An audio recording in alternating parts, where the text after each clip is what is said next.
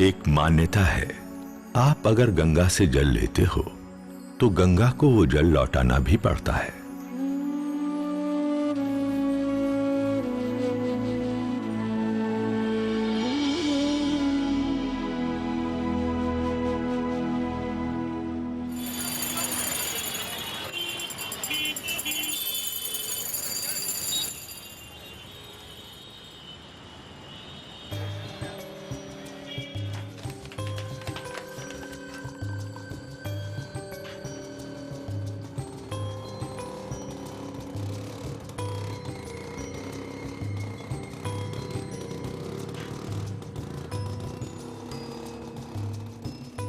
गोरिया टोली की ये छोटी छोटी धूल भरी गलियां जीवन का पाठ बहुत जल्दी पढ़ा देती हैं। ये सिखाती हैं, अगर जीतना है तो सब कुछ दांव पे लगाना पड़ेगा, और दांव कितना भी बड़ा क्यों ना हो, जीतना भी पड़ेगा।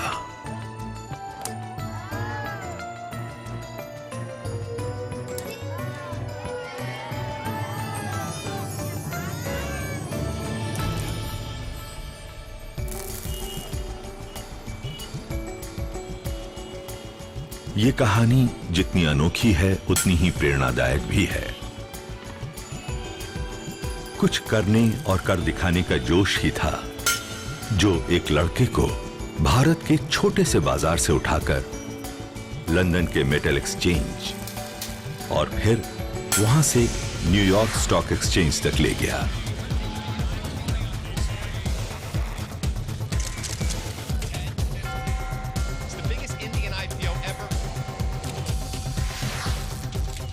This evening with Anil Agarwal, founding chairman of Vedanta Resources. He capitalized on India's economic liberalization. Ladies and gentlemen, please join me in welcoming the chairman of the Vedanta Group, the founding chairman of the Vedanta Group, Anil Agarwal.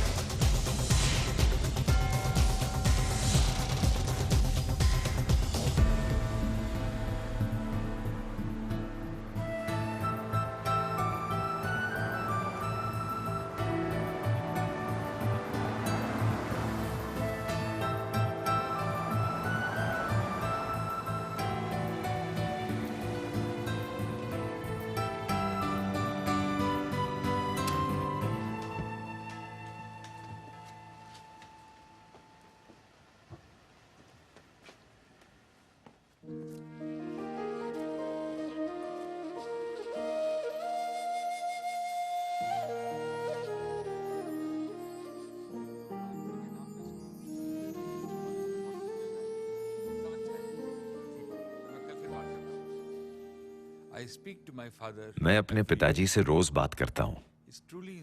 वो हमेशा मेरा हौसला बढ़ाते हैं। कई बार मैंने हिम्मत छोड़ दी।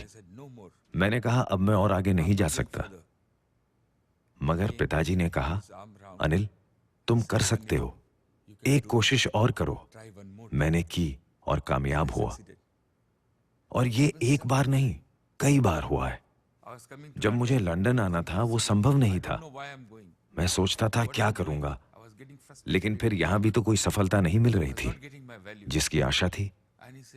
तब पिताजी ने हिम्मत बढ़ाई, कहा जाओ अगर तुम्हारा दिल कहता है, हम सब तुम्हारे साथ हैं। मैं यहां आया और मुझे सफलता मिली। हमने अपनी कंपनी लिस्ट करवाई, फिर उसके बाद हमने कई कंपनीज खरीदी, इंडिया में, बाहर। और हर बार जब कुछ परेशानी आती तो मेरे दादाजी तक मेरा साथ देते। अभी हाल ही में उनका देहांत हुआ है। वो हमेशा कहा करते थे, लोगों का हौसला बढ़ाओ, उनको प्रोत्साहित करो और आगे बढ़ो, एडजस्ट करो और एडजस्ट हो जाओ।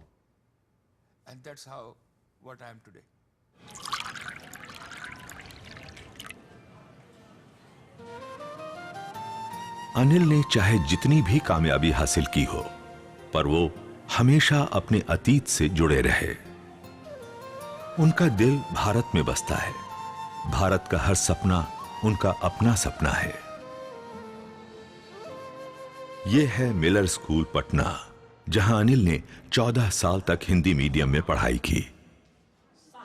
परीक्षा पास करने के बाद भी वो इंग्लिश के सिर्फ 2 ही शब्द जानते थे, यस और नो।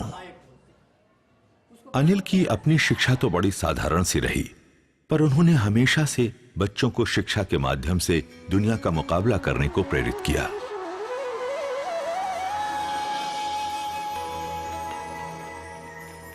अनिल के बड़े इरादों के लिए गोरिया टोली की गलियां बहुत छोटी थीं। वो जान गए थे कि अगर अपना व्यापार बढ़ाना है तो पटना छोड़कर बंबई जाना पड़ेगा। बंबई उन्हें आवाज दे रही थी। मैं बता नहीं सकता बंबई मेरे लिए क्या थी। मैं न जाने कितने सपने आंखों में लेकर यहां पहली बार आया था। ये मेरे सपनों की नगरी थी।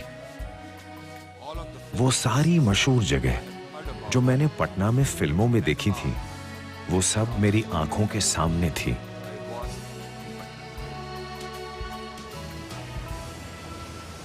इस शहर में समंदर की लहरों की तरह न जाने कितने सपने बनते और टूटते हैं। अनिल का पहला ऑफिस यहां था, कालबा देवी में, जो उस समय मुंबई के मेटल मार्केट का गढ़ था। ऑफिस एक पुराने और मशहूर मेटल ट्रेडर रसिक भाई का था, जो अनिल के बिजनेस पार्टनर बन गए। अनिल ने अपना कारोबार इस छोटे से कमरे के कोने से शुरू किया था, जहां एक ही टेलीफोन सब इस्तेमाल करते थे। हमारा बिजनेस में आज ट्रस्ट का सबसे पहला सवाल रहता है, और आदमी की जुबान के ऊपर धंधा होता है पहले से भी। और अनिल बाबू का तो मेरे ऊपर इतना भी ट्रस्ट था, आज भी है और पहले भी था। शुरुआत से ही इसने मेरे ऊपर छोड़ा था। कभी मेरे को भाव रेट पूछता नहीं था, बोला इतना माल बेच दो, बस इतना मेरे ऊपर ट्रस्ट था। रसिक भाई और अनिल की दोस्ती 40 साल पुरानी है, और ये दोस्ती आज भी उसी तरह है। उनका व्यापार विश्वास पे चलता है, और ये विश्वास आज तक नहीं टूटा। कालबा देवी और भारत के दूसरे बाजारों में व्यापार इसी तरह चलता है। हर व्यापारी को मालूम है कि उसकी सफलता उसकी साख पर ही निर्भर करती है।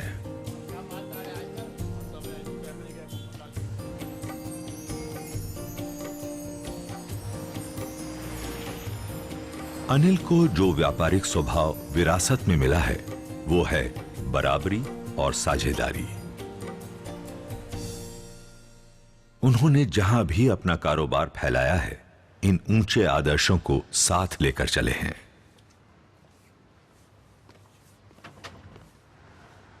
उन्नीस 1980 के दशक में अनिल का व्यापार ठीक नहीं चल रहा था। एक दिन एक वृद्ध उनके ऑफिस में आए और उनको भगवत गीता देकर चले गए। भगवत गीता के संदेश ने अनिल का जीवन हमेशा के लिए बदल दिया। लंदन का मौसम चाहे जैसा भी हो, वो हर सवेरे पैदल चलकर सोहो स्क्वायर के नजदीक कृष्णा मंदिर जाते हैं।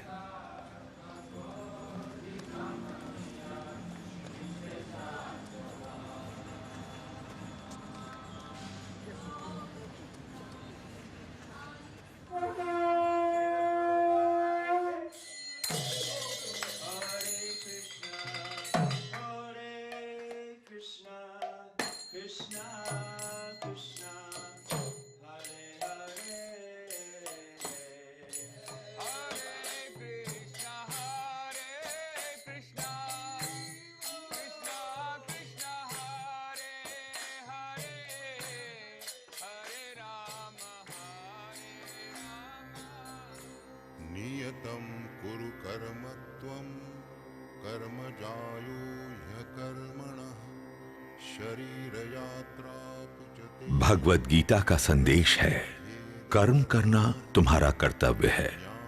अपना कर्म करो और फल की इच्छा मत रखो। लालसा, वासना, अहंकार और क्रोध से मुक्ति प्राप्त करो।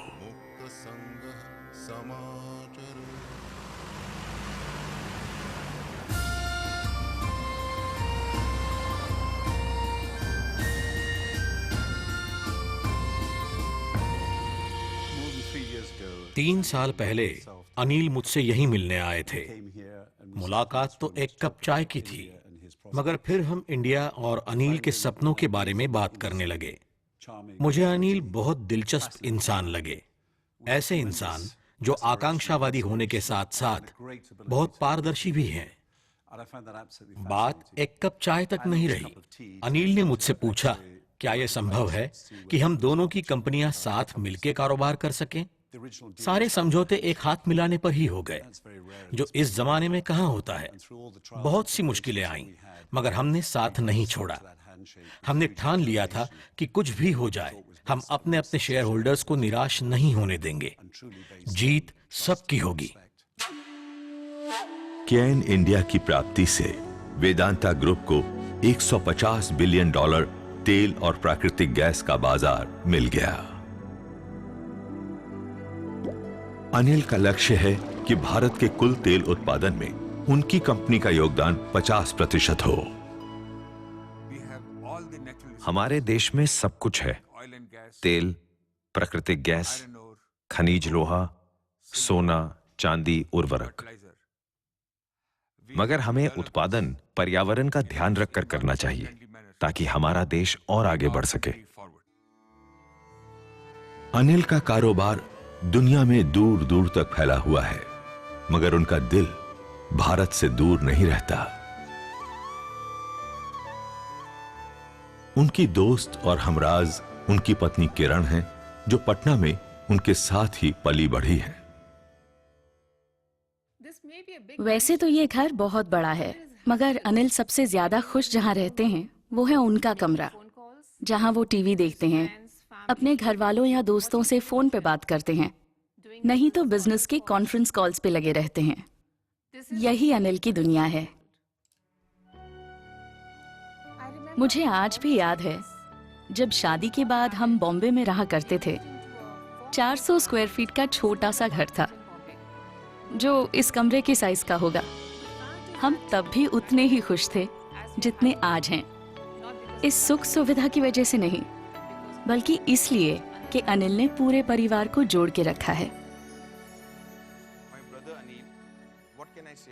मैं अपने भाई अनिल के बारे में क्या कहूं?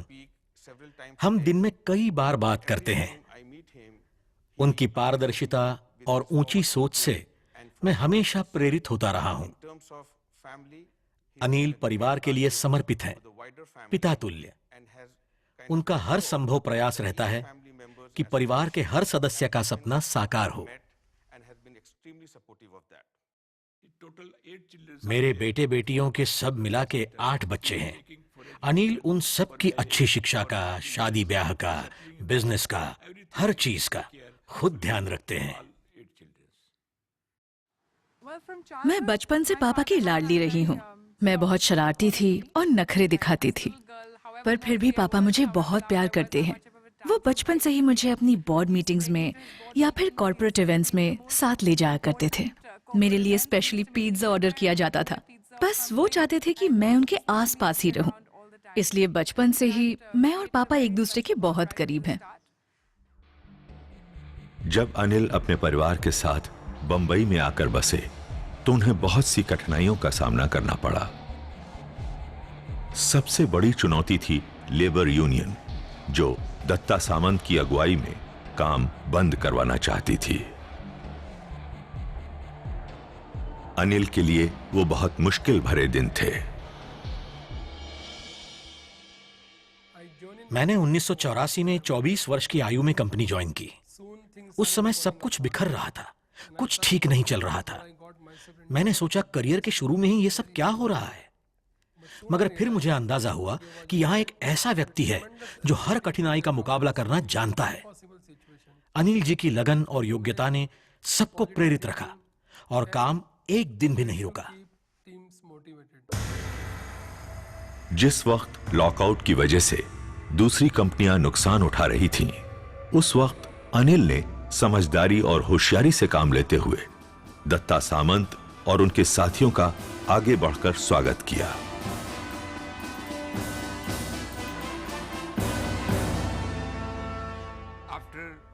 उन्नीस 1986 के बाद मेरी कंपनी में कभी भी स्ट्राइक नहीं हुई। दत्ता सामंत के आंदोलन ने मुझे यूनियन को समझने का मौका दिया।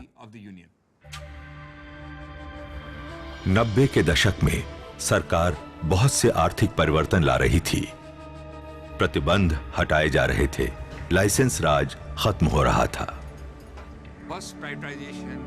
बाल्को भारत का पहला विनिवेश था और फिर हिंदुस्तान जिंक। इस ऐतिहासिक विनिवेश ने भारत की अर्थव्यवस्था को और साथ ही मुझे एक नई राह दिखाई। हमने भारत एल्यूमीनियम का उत्पादन 4 गुना और जिंक का उत्पादन 5 गुना बढ़ा दिया। आज हिंदुस्तान जिंक विश्व का सबसे बड़ा एकीकृत जिंक उत्पादक है। अनिल ने जिन कंपनियों का भी अधिकरण किया है, चाहे वो विनिवेश द्वारा सरकारी कंपनियां हों या निजी कंपनियां, उन्होंने उन कंपनियों का मूल्यांकन बढ़ाया है। मैं बोर्ड का मेंबर हूं और कह सकता हूं कि अगर उत्पादन बढ़ता है तो रोजगार भी बढ़ता है, मुनाफा बढ़ता है, जो कि साल दर साल हमारी एनुअल रिपोर्ट में देखा जा सकता है। कारोबार के बढ़ाने के लिए निवेश की आवश्यकता होती है। भारत में निवेश के लिए पूंजी मिलना मुश्किल था, यहां तक कि सही मूल्यांकन भी नहीं हो पा रहा था। मैंने सोचा, अब मैं दुनिया में कहां जाऊं? फिर मैंने देखा कि लंदन ही वो मार्केट है जहां ज्यादातर मेटल और माइनिंग कंपनियां लिस्ट होती हैं।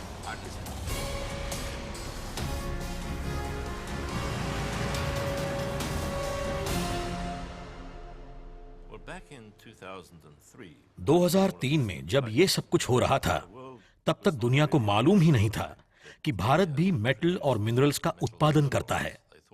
सब ये समझते थे कि भारत में इन सब चीजों का प्रयोग तो होता है, पर उत्पादन नहीं होता। अनिल की Sterlite group of companies Bharat में बहुत अच्छा कारोबार कर रही थीं, मगर उन्हें 2 बड़े प्रोजेक्ट खड़े करने के लिए पैसे की जरूरत थी। और तभी हमने मिलकर सोचा कि हिंदुस्तानी कारोबार की बुनियाद पर पैसा लंदन के मार्केट से उठाया जाए। हमने कंपनी लिस्ट की और उसे इतनी कामयाबी मिली कि पहले ही साल में हमने $875 मिलियन जमा कर लिए। वो उस साल का सेकंड लार्जेस्ट आईपीओ था। पहली भारतीय कंपनी वेदांता दुनिया की बड़ी माइनिंग कंपनियों में से एक बन गई।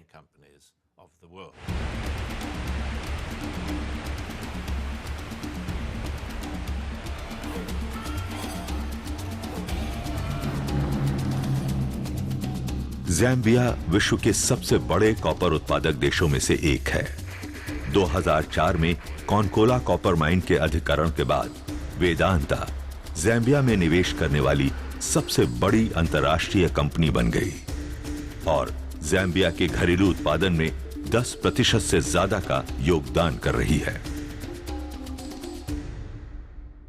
विश्व में जहां भी वेदांता ने अपना व्यापार बढ़ाया, चाहे वो अफ्रीका हो या इंडिया, अनिल ने समाज में लोगों के विकास को प्राथमिकता दी है, खास तौर पर महिलाओं और बच्चों के विकास को।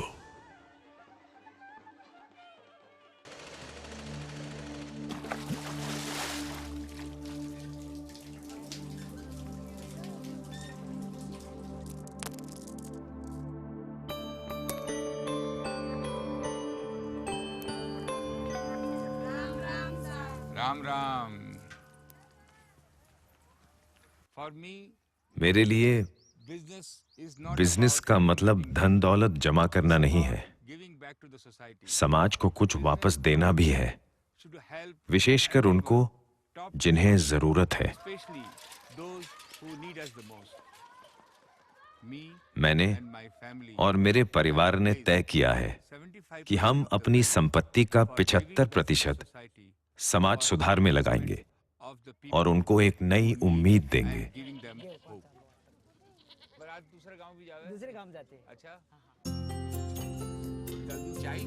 बाल विकास मेरे दिल के बहुत ही करीब है। मुझे बताया गया है कि भारत में 30-40% बच्चों को पेट भर भोजन नहीं मिलता, स्वास्थ्य और शिक्षा नहीं मिलती। क्या ये और ये क्या करता है? जोर से बोलो। और ये क्या है? बिल्ली कैसे बोलती है?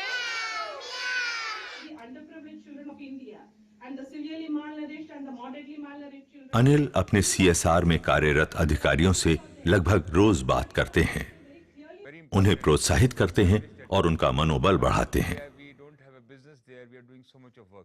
It is amazing how it has brought us closer to the community.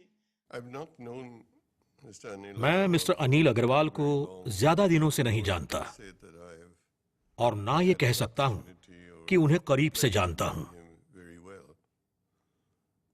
But he's a मगर person वो ऐसे इंसान हैं who impressed me enormously. जिन्होंने मुझे बहुत प्रभावित I किया है। really respect him because मैं इसीलिए उनकी इज्जत करता हूं क्योंकि उन्होंने जीवन में जो कुछ प्राप्त किया है वो अपने दम पे किया है, his sensitivity और ये उनकी संवेदनशीलता है कि अपनी सफलता को उस क्षेत्र के लोगों के साथ बांटना चाहते हैं area from which जिससे उनका मूल संबंध है। his initial roots. इस जमाने के लोगों में ऐसी भावुकता बहुत कम दिखाई देती है। ऐसे लोग भी बहुत कम होते हैं जो अपने कामों को प्रचारित नहीं करते और शांत भाव से समाज सेवा करते रहते हैं। Very quiet way. वेदांता की कामयाबी उसकी समाज सेवा को बढ़ावा देती है। वेदांता एक सफल मेटल तथा माइनिंग कंपनी है जिसका नाम आज BHP बिलिटन, एंग्लो अमेरिकन और रियो टिंटो जैसी कंपनियों के साथ लिया जाता है। मैं एक साधारण व्यक्ति की तरह रहना चाहता हूं, उसी की तरह हंसना चाहता हूं, दिन में कम से कम एक बार। मुझे कोई बड़ा नाम नहीं चाहिए, मैं अपने सर पे बोझ नहीं लेता, सब कुछ प्रकृति पर छोड़ देता हूं, जो वो दे उसमें संतुष्ट रहता हूं।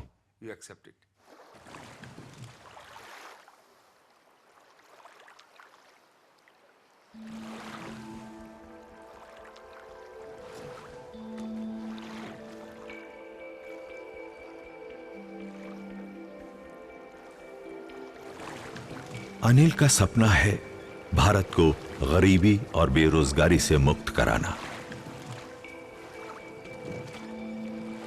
वो अमेरिकी उद्योगपति रॉकेफेलर, कार्नेगी और फोर्ड जैसे परोपकारियों से बहुत प्रभावित हैं, जिनका निस्वार्थ योगदान था भविष्य के लिए महान ज्ञान केंद्र स्थापित करना।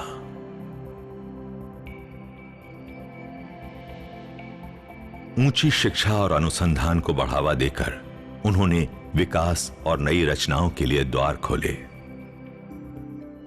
अनिल का विश्वास है कि भारत के उज्जवल भविष्य के लिए हार्वर्ड, MIT और ऑक्सफोर्ड जैसी यूनिवर्सिटीज बने।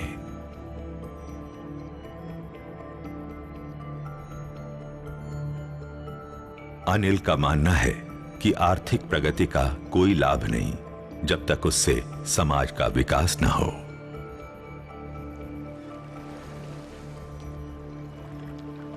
हमारा भाग्य नदी की उन अनथक लहरों की तरह है जो चलती रहती है और एक दिन विशाल समुद्र में जाकर मिल जाती है।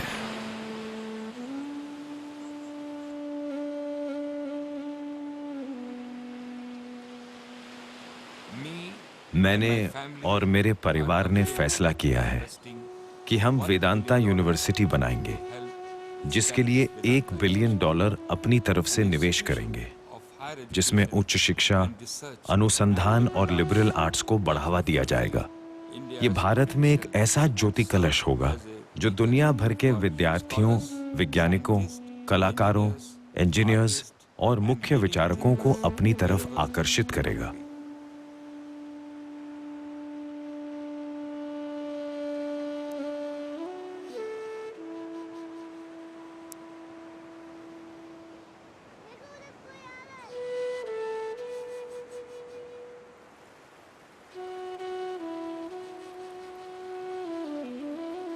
अमेरिकन फिलोसोफर और पोएट रैल्फ वॉल्डो एमर्सन ने कहा था, सबसे अच्छा उपहार वो है जिसमें देने वाले की आत्मा की सुगंध हो।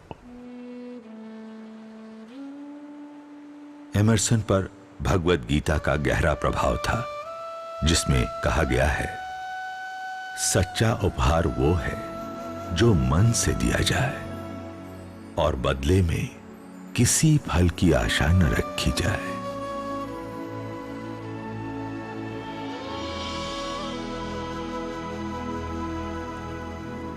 मैं प्रकृति के नजदीक रहना चाहता हूं। आप चाहे उसे भगवान कहें या प्रकृति, मैं जानना चाहता हूं कि वो मुझसे क्या चाहता है। और जितना मैं समझा हूं वो ये है कि आप अगर गंगा से जल लेते हो तो गंगा को वो जल लौटाना भी पड़ता है, और यही जीवन का सत्य है।